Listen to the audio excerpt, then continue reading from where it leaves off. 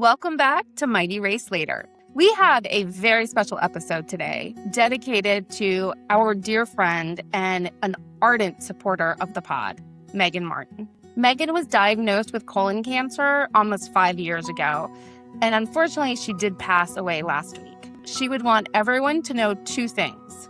1, get a colonoscopy, and 2, cancer does not have to define you. Do the things that make you happy, go to the concert, take the trip, drink the wine, and hug your friends. And I'd like to say, based on the outpouring of support and love given to her family during this time and having been at the services, that one thing that really struck me after listening to so many of her friends and family is that everyone had their Megan, and that the time that she spent with someone was their time, and she was capable of making everyone feel seen and heard, and she was just a very empathetic, beautiful human being. We're going to miss her tremendously, and we know wherever she is now that she's probably still listening to us, because Megan was our very first fan from the first episode that we even played at your house, Jen. Our little draft episode, she was incredibly excited, and she had all these tips, and she just wanted to be a part of it and see us succeed. She left us our first review and gave us all the thumbs up. And even towards the end, on one of her last trips, she made a point to have a jacuzzi pose picture with our Mighty Race Later cup. So we're going to miss her tremendously. And this episode, as cheesy as it is going to be in her honor.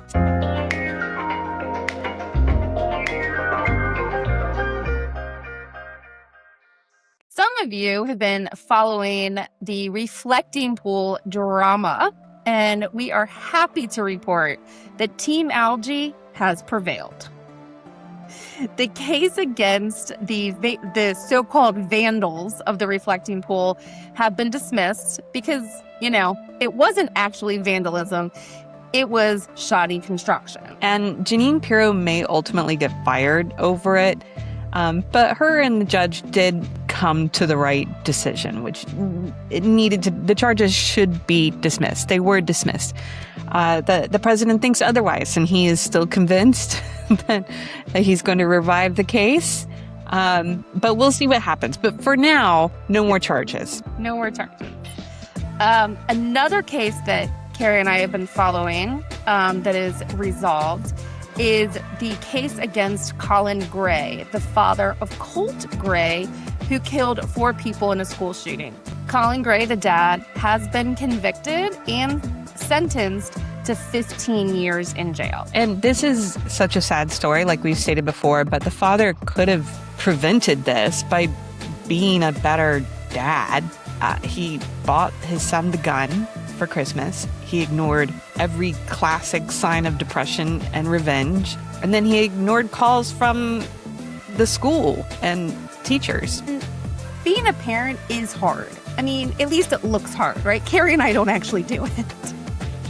But that's one of the reasons why we don't do it, is it looks really hard. And, as Carrie just said, right, Colin Gray is guilty of more than just being a bad dad. He was a complicit dad.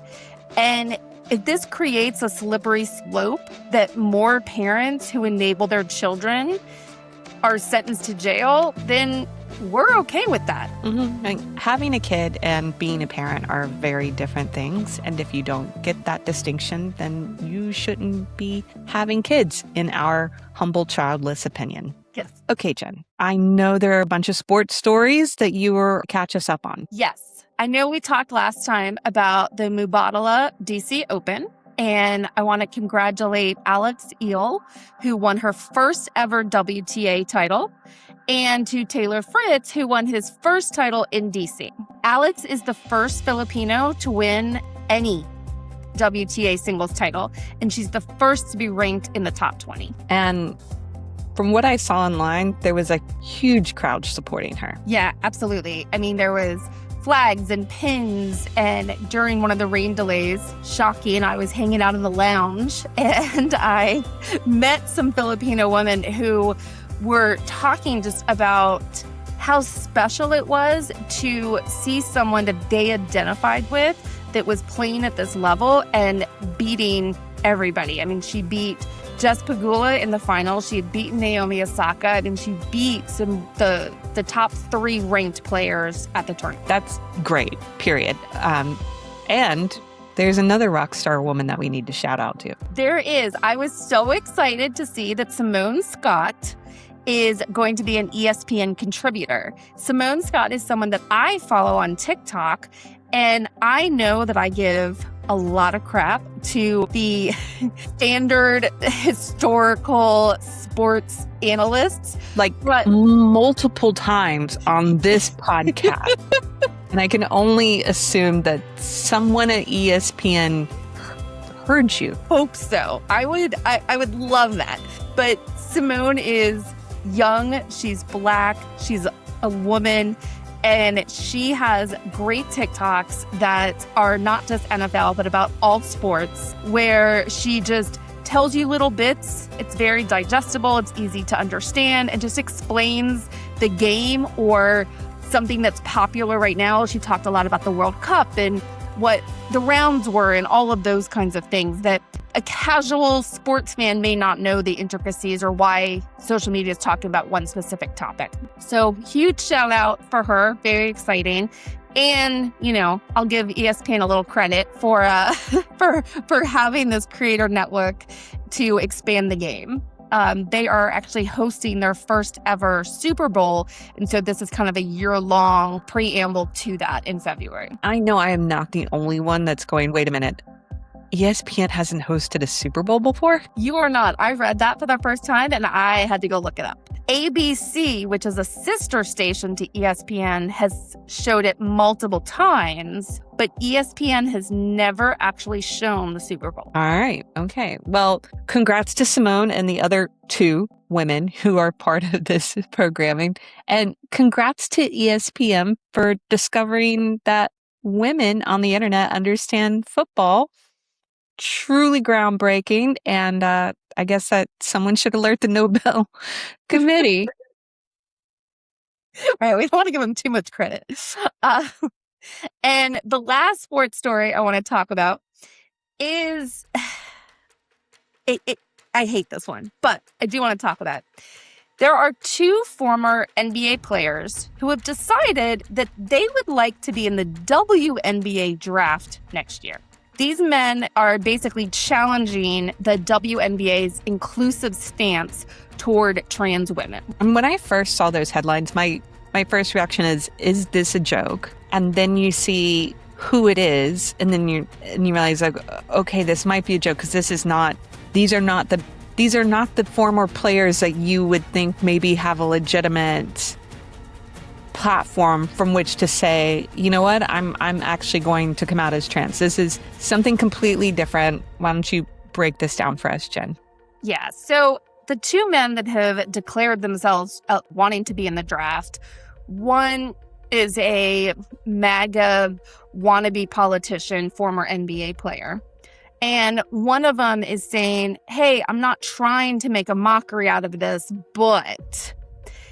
And it seems to me that both of them are trying to simply challenge the rule for the sake of challenging the rule. And that, from a purely legal, intellectual standpoint, I can understand, because the rule for the WNBA says that only women can play, but it never defines a woman. And it never talks about, in all the collective bargaining agreements, how to prove that you're a woman or what the qualifications of that would be. So there is clearly a gap in the policy, but I would have liked to have seen an actual trans woman be the one to challenge this provision. Right. And not a dude that goes on social media wearing a suit and puts a wig on and says, haha, look at me. Now I'm a girl. Now you have to let me play.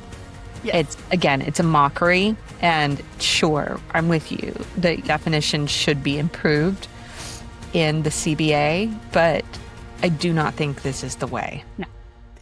And the big thing for me is there is a legitimate conversation that can be had and should be had and is being had about trans women in women's sports. But this is actually a completely different point that these guys are making. Mm-hmm. They're making the point of why women need their own spaces in the first place. We're not afraid of trans women. We're afraid of straight cis men that are manipulating the rules to have unauthorized access to our spaces.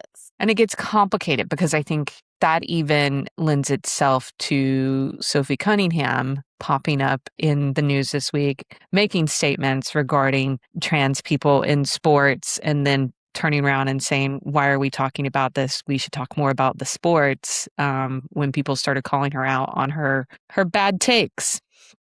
So what do you think of that? I think that that's the conversation that should be had of where are those lines between when you're talking about women's sports. I don't want LeBron James coming into the WNBA. I think we can all collectively say, no, that's not okay. We don't want that. But where is that line of somebody transitioning, somebody fully transitioned, somebody that transitioned at a young age, at an old age, at different muscular types? I mean, I think those are the real conversations. And to even go off a more of a tangent, there's actually some weird rules in the running community about even biological women born biologically women that have higher testosterone being told they cannot compete. Right. There was the female African athlete that was disqualified, what was it, a couple years ago because because again, her testosterone was quote unquote too high. Right. That she could not qualify as a biological female. Right. But if you believe her, it's naturally occurring testosterone in her body. There was no supplements. Right. So I think it is worth a large conversation to say, where is that line? Is it going to be based on estrogen and testosterone? Is it based on, are we just going to say it's based on assigned at birth? Are we going to say it's assigned at 18? We being society.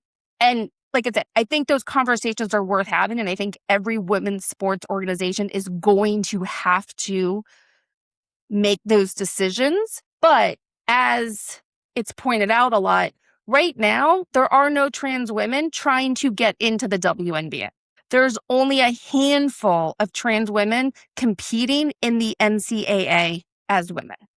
So while yes, these conversations should be had and decisions will have to be made, they don't have to be made today. And they certainly don't have to be made by two straight dudes who are just trying to become relevant. Again, gender itself is a very difficult topic to navigate, and defies definitions. And the same thing will apply to any discussions about transsexuality. And again, I don't know what the WNBA's response is going to be, but I would just, given how complex this subject is, I hope that they don't feel inclined to rush it because of these two bozos.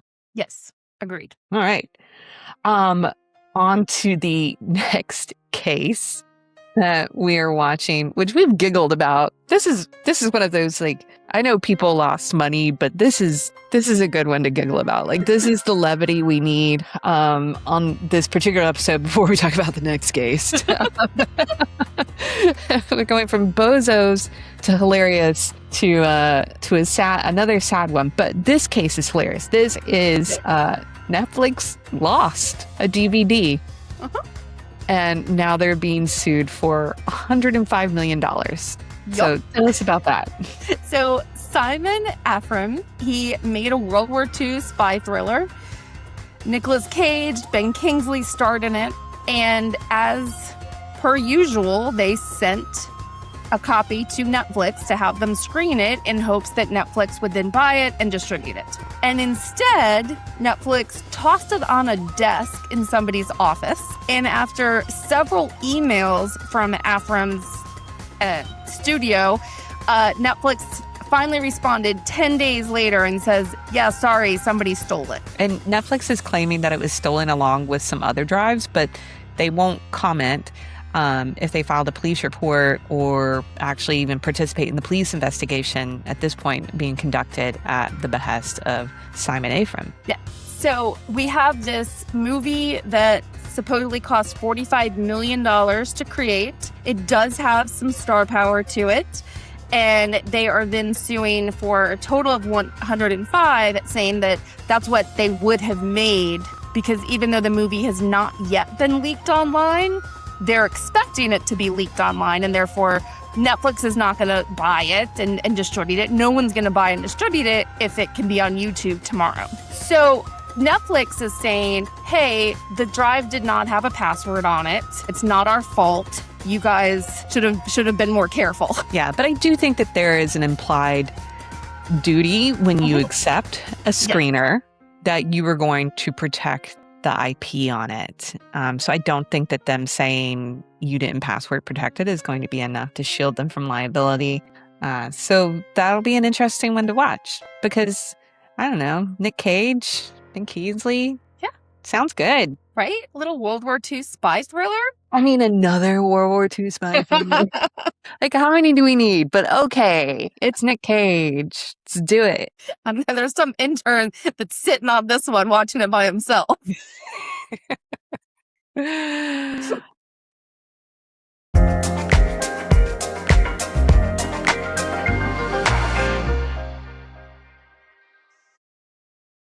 And let's end today talking about a case that we have not covered today. The trial's been going on for several weeks, and we've had a busy several weeks, and we've had other things to talk about and other things to do. And this is not a case that we would also normally do particularly deep dives on, because again, this isn't in the realm of snarky that we like to go in. Yeah, But it does have some elements of, I don't know, I guess we could say it does have elements of Jenn's tinfoil hat.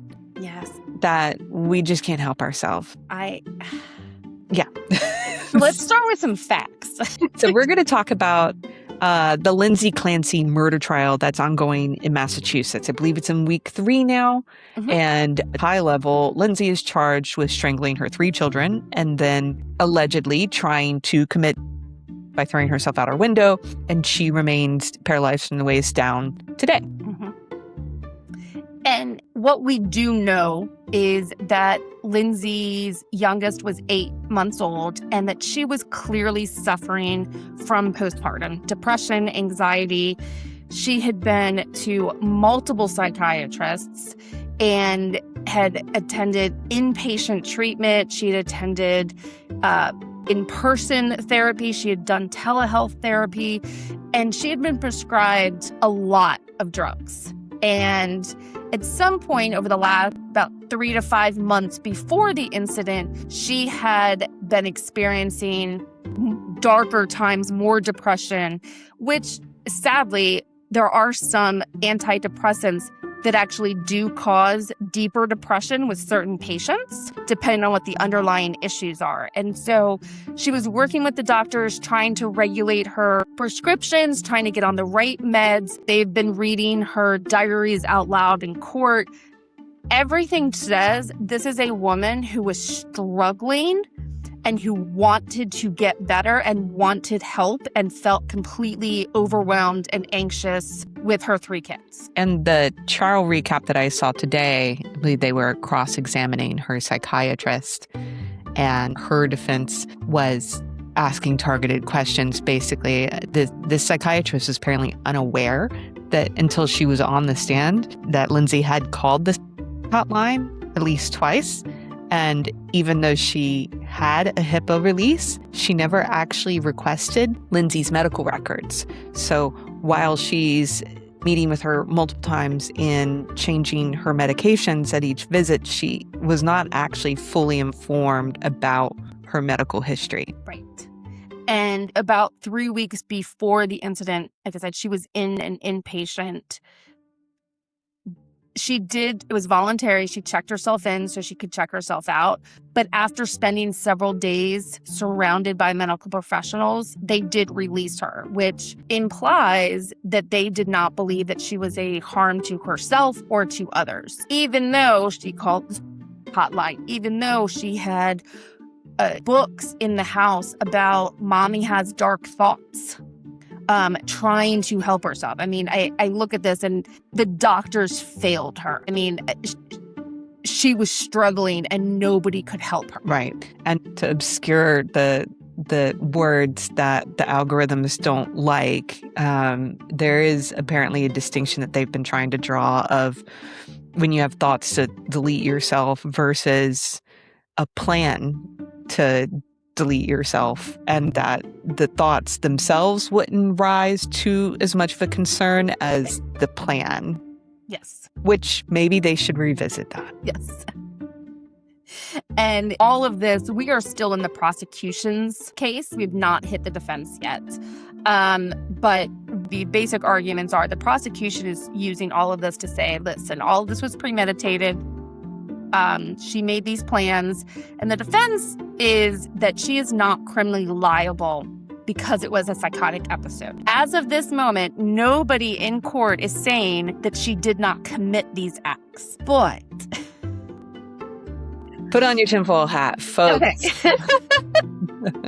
Now that we got the facts out of the way, Carrie.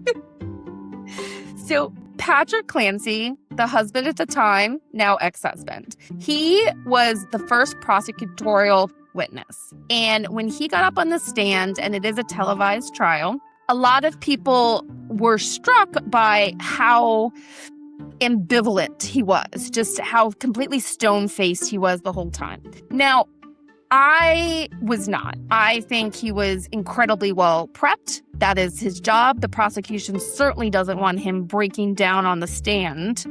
Right? That's not the goal here. So I was not struck by that. But that did send a lot of people on hunts for what they believe was more of the truth. Right. They went on side quests. So couple of things. The day of, Lindsey had run errands. She came back. She sent her husband out for the last 2 errands. He had to go to CVS to grab a prescription, and he was picking up food. There are cameras at both of those places. The camera angles show what I would say are 2 completely different pairs of shoes that this man is wearing. Interesting. And again, these are grainy photos. It could be lighting. It could be shadows. One of them may not have had white soles that I thought looked white while the other ones looked black, but okay. It's just all of this is possible, but it starts to get not plausible. He was gone for about an hour. She had to kind of do a lot in that hour. Mm-hmm. There was a lot of things. One of the biggest kind of red flags is that she supposedly jumped out of the bedroom window, and it was very cold. It was January in Boston.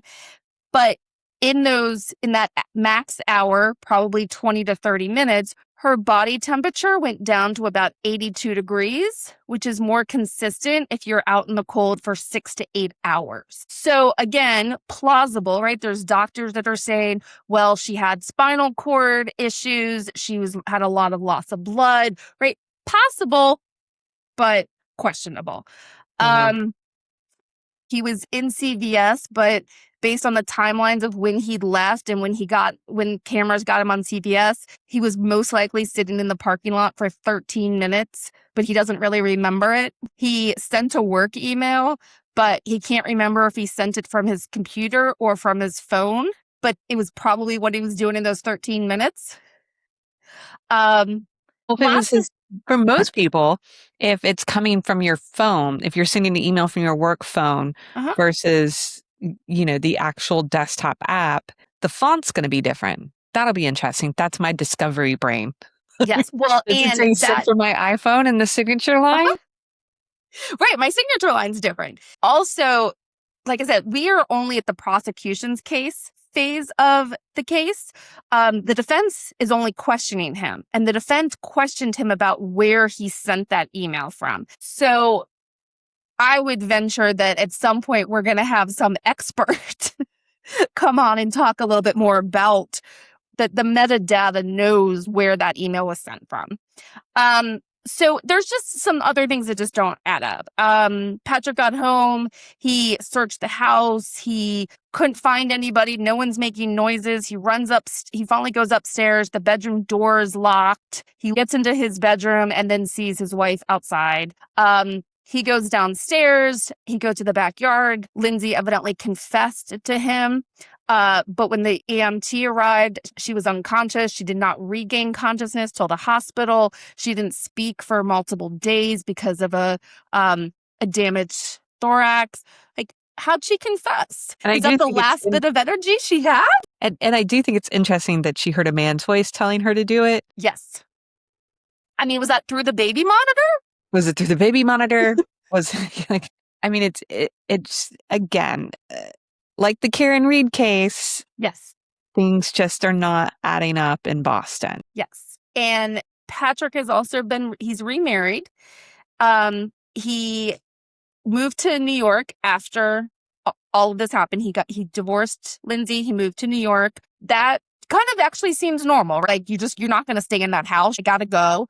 He moved to New York. He is now married. The defense announced that during his testimony, New York marriage records are sealed. You would have to get them from him. So we don't know when he got married. And it's been 3 years. It could possibly be completely legit. And this is where it's possible, but maybe not plausible. And it stinks because this is one of those cases. We'll see how it plays out. Now that we're keeping a close eye on it, it'll be interesting to see how this goes, especially what the defense arguments winds up being and what evidence they wind up putting on. It's overall extremely sad. Yes. 3 children are dead. Uh-huh. And now we're trying to figure out what happened. And frustratingly, we may never know. Right. We may never know. I mean, Lindsey has confessed, going back to actual facts. Yes. She did confess during the investigation, and she is suing the doctors for malpractice. Patrick is also suing the doctors for wrongful death. And in that malpractice lawsuit, Lindsey again admits that she committed these acts. And the first step is hopefully we have, as a society, have a bigger conversation about postpartum and about women's mental health, because she was failed. She was absolutely failed by the system. She was failed by her doctors, and that alone is tragic. But was her husband complicit at all? Was he the male voice that told her what to do? Or was he just so ignorant to her needs and struggles that unfortunately contributed to what happened? Is this part of the podcast where I just say he was probably ignorant because he's a man? Is that too far? You can, yes. Is that too far? I'm not going to assume any malice. I'm going to assume that which he was very ignorant. well might have been. Yeah. Right? Is that he was just, she said she was fine, and he was like, okay, great. I don't know what's worse, but anyway. That is going to be all for us this week.